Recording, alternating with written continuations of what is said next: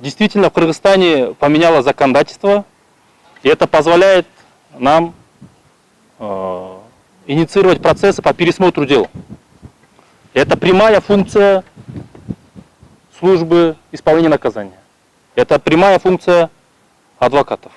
Не всегда внимание к тем лицам, которые находятся в специализированных учреждениях, достаточное. То есть внимание жетпей калып атат, көңүл, уақыт бөлінбей калып атат.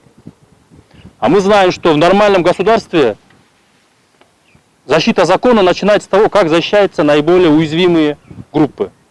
К сожалению, в Кыргызстане оказалось, что это женщина. Женщины, которые подвергаются домашнему насилию, в случае, если они дают ответ, получают статью.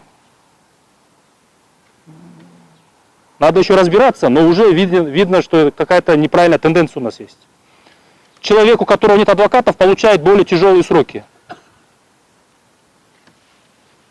Лица из уязвимых групп чаще получают наказание в виде лишения свободы. Почему?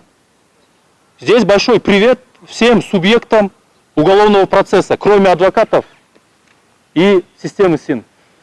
Здесь должны свою роль исполнять органы внутренних дел, следователи, прокуроры и судьи, которые принимают такие странные решения.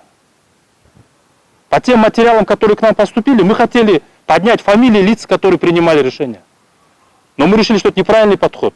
Мы надеемся на пересмотр всех дел, которые начнется.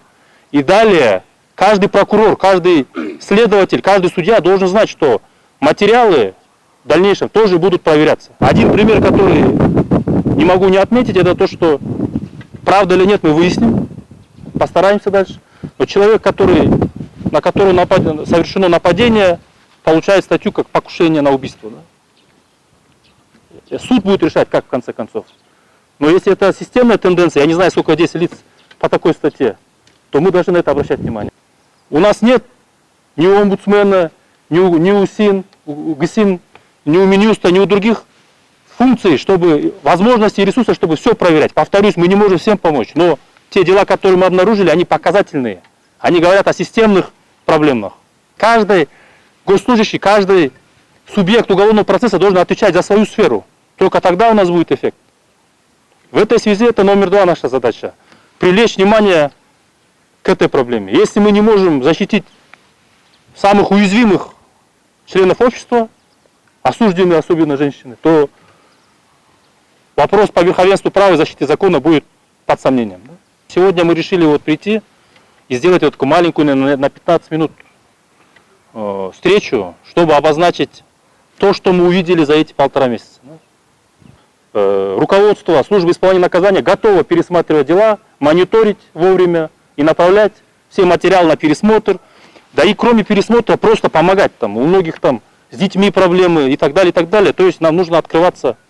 Конечно, СИН свою работу делает в этом отношении, но нам нужно ее активизировать. Почему? Потому что мы выяснили, что очень часто материалы, которые касаются того или иного осужденного, они не пересматриваются вовремя. Потому что у вас очень тяжелая служба, у вас очень много других обязанностей. И, к сожалению, не только речь о ГСИН или адвокатах, это касается других госорганов тоже. Но если будут обнаружены материалы, где должны были быть приняты решения, они не приняты, не проведен мониторинг, то надо будет принимать меры и надо будет сообщать в прокуратуру, почему соответствующие лица тоже не принимали меры.